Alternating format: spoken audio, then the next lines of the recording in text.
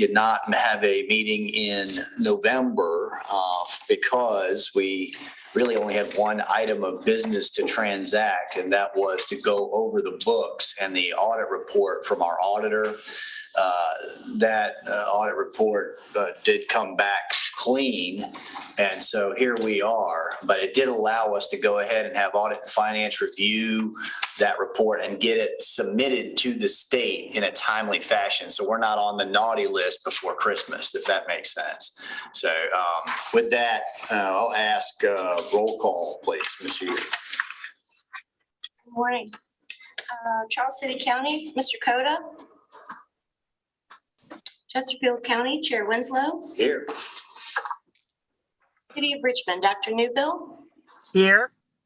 Thank you. Richland County, Mr. Spoonhour. Here.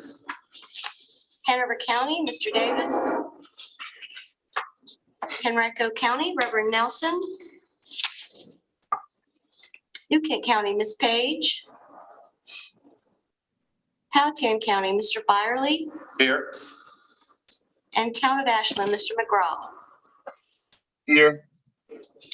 Thank you. That concludes the roll call. Thank you very much. It looks like we do have a quorum, and I will say that some of our folks from Henrico have their state of the county this morning, and so they may or may not be able to join us today, and if not, that's fine. I will make sure to make the phone call, and I know Martha will help me to give them proper fill in.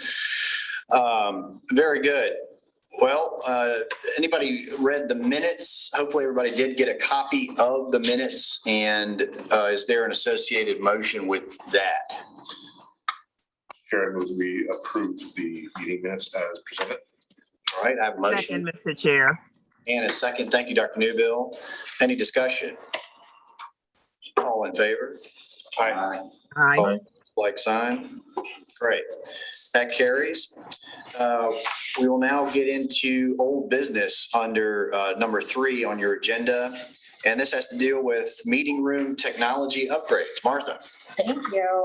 Just wanted to give an update. This committee did approve a work order for improvements. As you know, we wanted to create a better quality experience, not only for the members here in the room, but for members who participate virtually for as long as that's possible, but also more importantly, the public. And so we are still awaiting the equipment to arrive, but we do have actually for tomorrow a schedule for the work to begin. They'll do some minor electrical changes to be able to set it up, and then assuming that the equipment comes in, they will move right into installation. So we will have 5 television display monitors. They will not be mounted. We wanted to make sure that they are truly mobile, so they will be if you've seen in room setups where they're kind of lower on the floor so that they're easily displayed to you all, but will be better than the screen at the end of the long room. We'll also have them on carts, so they'll be easy to kind of reconfigure depending on how the space is set up. Mr. Peterson, you're set up all over here.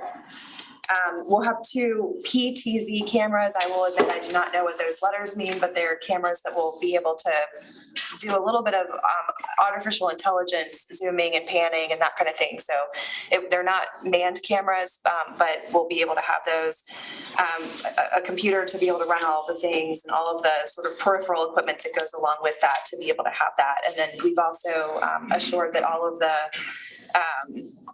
cabling and everything like that will be ADA compliant, so it'll be all encasing to make sure that it's safe. And I know some of the members have commented before, we'll be not having as much of what you see in the middle of the room now. So the target is still to be able to have all of this in place before the meetings commence in January. It's a tight window because I think our first meeting of the new year is actually on the 5th. So we're working as hard as we can, and the contractors know that. They're ready, they're holding their calendar. It just literally is waiting for the equipment package to arrive. Wonderful. Any questions for Martha on our technology upgrades? I know everyone's looking forward to that.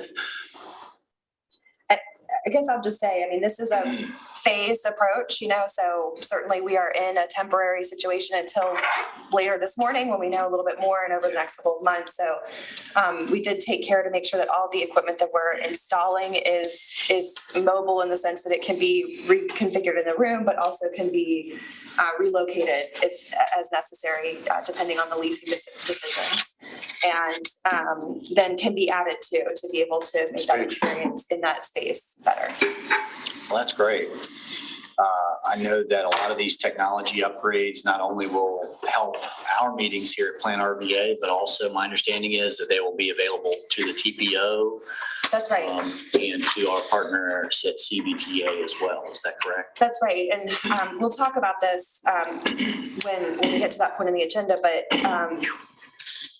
virtual and in person, we're around 15 meetings a month right now that we're hosting across the entities and that kind of thing. The number of in-person meetings, of course, will increase after the new year as many of the public bodies need to come back in in-person format. So, I mean, this room and this equipment will get used quite a bit by not just our organization, but the others that we support. That's fantastic. Any other comments or questions about that? Well, we're fortunate this morning to have in front of us the office space planning and leasing discussion, which there's been a lot of legwork that has gone into that over the last months, several months. And so I'll ask Martha to tee us up on that one. Thank you. So we have scheduled a closed session for this morning. I can provide anybody who would be willing to make a motion to go into the closed session with the language that has been provided to us by Mr. Gregory to use.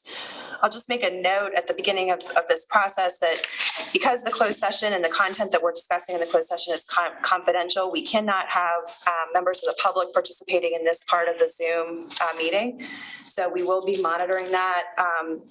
We can place anybody who's not supposed to be in the closed session, but is participating virtually in a waiting room while the closed session is occurring, and staff will be monitoring that during this time. So similar to monitoring the doorways of this particular room. So when we get to that stage, Mr. Chair, if you'll just wouldn't mind giving the staff just a moment to make sure that everything is set and those that are supposed to be in the closed session are in the closed session and those that are not.